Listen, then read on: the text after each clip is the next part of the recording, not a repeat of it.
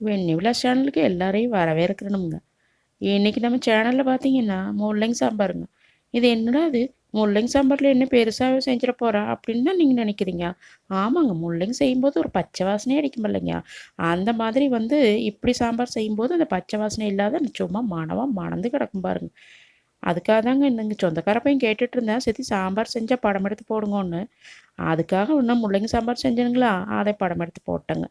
இப்போ பாருங்க, இந்த முள்ளங்கில அத்தனை நல்லது இருக்குதான் பாருங்க. இப்போ நாம முள்ளங்கி சாப்பிட்டா சளி பிடிச்சிக்கும், காய்ச்சல் வந்துடும் அப்படின்னு தான் நாங்கள் சொல்லுவோம். அப்படின்னு தான் நம்ம நினைப்போம். ஆனால் இது காய்ச்சல் அடிக்கும்போது உடம்பு சூட்டை குறைச்சி தலைவலியும் குறைக்குதாம்மா பாருங்க. அப்புறம் சக்கரை நோய் இருக்குது இல்லைங்க. சக்கரை நோய் இந்த இன்சுலின் நல்லா சுரக்க வச்சு சக்கரை நோய் குறைக்குமாங்க.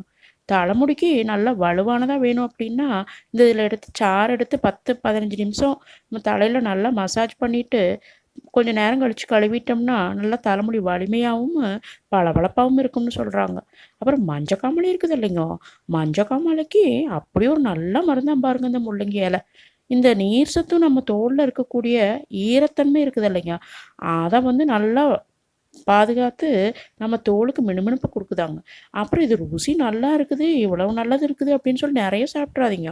அதனால பசிக்காமல் போயிருங்க, மந்தமான மாதிரி ஆகி போயிடும், தசைப்பிடிப்பு வந்துடும் அப்படின்னு சொல்கிறாங்க. அப்புறம் பால் குடிச்சதுக்கப்புறம் இந்த முள்ளங்கி சாப்பிடக்கூடாதுங்க.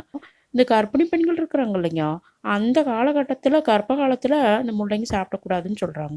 இப்போ இது சாப்பிடும் பொழுது நமக்கு உடம்புல நல்லா நீர் போய் உடம்பு விசுக்குன்னு இருக்கு, நல்லா சுறுசுறுப்பாக இருக்கும் பாருங்க. சரி சரி வாங்க, பேசிட்டு நேரத்தை வளர்த்த வேண்டாம், உங்களுக்கும் வேலை இருக்கும். நம்ம முள்ளங்கி சாம்பார் இன்றைக்கி எப்படி செய்யறது, நான் எப்படி செஞ்சேன் அப்படின்னு நான் உங்களுக்கு சொல்கிறேன் பாருங்க. வறுத்து அரைக்கிறதுக்கு காரத்துக்கு அளவு ஒரு 5-6 வரமிளகாய்ங்க, ஒரு 2 ஸ்பூன் வர கொத்தமல்லிங்க, ஒரு 2 ஸ்பூன் அளவு உளுத்தம்பருப்புங்க, அதே மாதிரி ஒரு 2 ஸ்பூன் அளவு கடலப்பருப்பு, 1 ஸ்பூன் அளவு ஜீரகம், 2 ஸ்பூன் அளவு மிளகு, 1 ஸ்பூன் அளவு வெந்தயம், கொஞ்சம் போல் கருவேப்பிலைங்க. இது எல்லாத்தையும் சேர்த்து நம்ம ஒன்றா வறுக்கிறோங்க. இப்போ ஒரு வாணலியில் வச்சு எண்ணெய் எதுவும் சேர்க்க வேண்டாங்க. அப்படியே சும்மா வாணலியில் போட்டு நல்லா பொன் வறுவல் ஆகிற வரைக்கும் அடுப்பை குறைச்சி வச்சு வறுத்து எடுத்துக்கலாங்க. இப்படி நல்லா பொன் வறுவல் ஆகிற வரைக்கும் வறுக்கும்போதே நல்லா மணக்குங்க. இது பொதுவாக நம்ம சாம்பார் பொடி அரைச்சி வச்சுருப்போம். இப்படி நம்ம அப்போதைக்கு வறுத்து செய்யும்போது சாம்பார் நல்லா ருசி மணமாக இருக்குங்க. கல்யாண சாம்பார்லாம் வைக்கிற மாதிரி அந்த அளவுக்கு ருசியாக இருக்குங்க.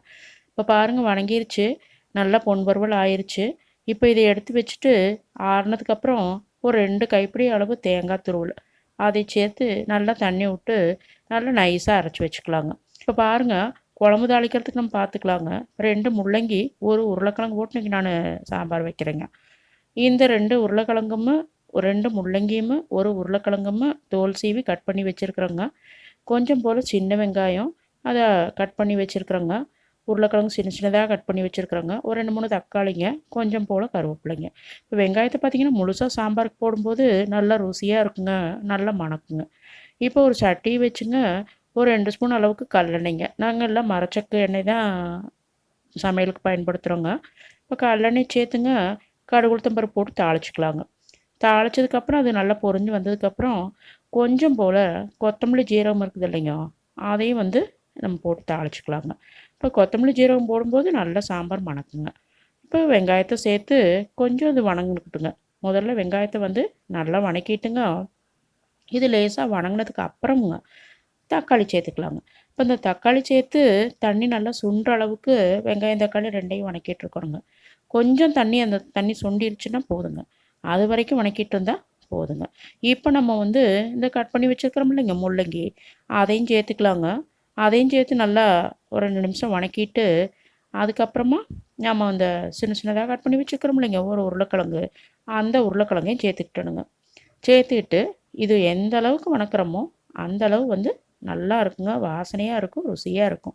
எப்பயுமே நம்ம காய் வணக்கிறதுல தாங்க இருக்குது. நல்லா வணக்கி செய்யும்போது வாசனையாக இருக்கும், ருசியாகவும் இருக்கும். இப்போ நாங்கள்லாம் பருப்பு பார்த்திங்கன்னா எதையுமே குக்கரில் வைக்கிறது இல்லைங்க, எல்லாம் தனியாக போட்டு வேக வச்சுருக்குறோங்க. சாப்பாடும் பார்த்திங்க அப்படின்னா சாப்பாடும் நான் பானையிலே வச்சுருவேங்க, சட்டிலேயே வச்சு நல்லா நிறக்கட்டின மாதிரி வச்சுருவேங்க. கொஞ்சம் தண்ணி இருந்துச்சுனாலும் வடிச்சிருவேனுங்க. சாப்பிட்றதுக்கு அவ்வளோ ருசியாக இருக்குங்க. இப்போ இந்த பருப்பு இருக்குது இல்லைங்க, பருப்பில் கொஞ்சம் போல் ருசிக்கு ஏற்ற மாதிரி உப்பு சேர்த்திக்கலாங்க. இப்போ நான் வீட்டில் அரைச்சி வச்சுருக்க சாம்பார் பொடி சும்மா 1 ஸ்பூன் அளவுக்கு சேர்த்திக்கலாங்க. ஏன்னா வெறும் வரமிளகா மட்டும் நம்ம போட்டு அரைக்கிறது மட்டும் பத்தாதுங்க. கொஞ்சம் போல் மஞ்சத்தூளுங்க. இந்த மஞ்சத்தூள் பார்த்திங்கன்னா ஆர்கானிக் பொடிங்க. அதனால் இந்த கலராக இருக்குதுங்க. இப்போ இதெல்லாம் சேர்த்து நல்லா கலக்கிட்டு இது நல்லா வணங்கிருச்சுங்க.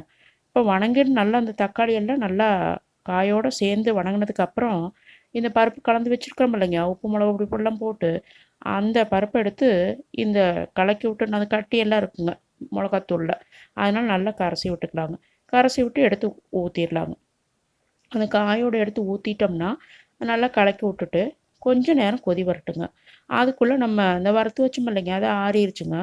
அதை வந்து நம்ம அரைச்சி அதோடு சேர்த்திக்கலாங்க. அதோடு சேர்த்திட்டு மறுபடியும் இதுவும் வந்து கட்டிப்படாத நல்லா கரண்டி வச்சு கலக்கி விட்டோம்னா அந்த மசாலா எதுவும் கட்டி ஆகாதுங்க.